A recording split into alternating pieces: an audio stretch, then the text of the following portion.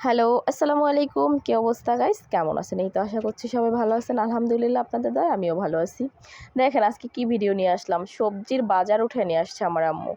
Doctor শুধু একবার বলছে যে আপনার মেয়েকে শাক-সবজি, মাছ-মাংস বেশি, বেশি খাওয়াবেন। সেজন্য আমার মা সবজির মনে হয় বাজারই পুরো উঠে নিয়ে আসছে। তো এই ভিডিওটাই আপনাদের সাথে শেয়ার করব। দেখতে থাকেন। জানেন আজকে আমার মা কি, কি সবজি এনেছে? দেখতে হলে পুরো ভিডিওটা দেখতে হবে। সো আমি শুরু করতেছি বাজার ওঠানো। আমার মা এত সবজি আনছে দেখে তো আমি পুরো অবাক হয়ে গেছি যে এত কিছু কি আনছে আমার মা।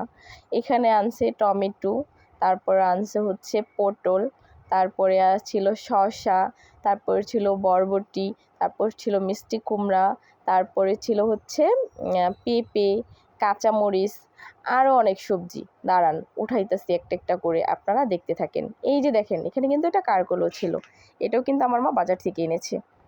জানেন এই একটা কারকলের দাম নাকি আমার মার কাছ থেকে 20 টাকা নিয়েছে। বোঝেন এবার সবজির কত দাম। আর এই যে দুটা কলা, এই কলা দুটোও কিন্তু 20 টাকা নিয়েছে। যাই হোক, আমি অত ভালো দাম জানি না কোনো কিছুর, আপনারা বলবেন যে আসলে কি আমার মা জিতছে নাকি ঠকছে। যাই হোক, এই কিন্তু একটা ছিল, কি বলো এটাকে, মূলা। তো এই মূলাটার দামও নাকি 10 টাকা না যেন 20 টাকা নিয়েছে, আমি সঠিক জানি না। যাই হোক, তো আমাদের এই বাজারটা, সবজি বাজারটা কেমন হয়েছে সবাই কমেন্ট করে জানাবেন। প্রত্যেকটা সন্তানকেই না তার বাবা মা সবচেয়ে বেস্টটা দিয়ে ভালোবাসে।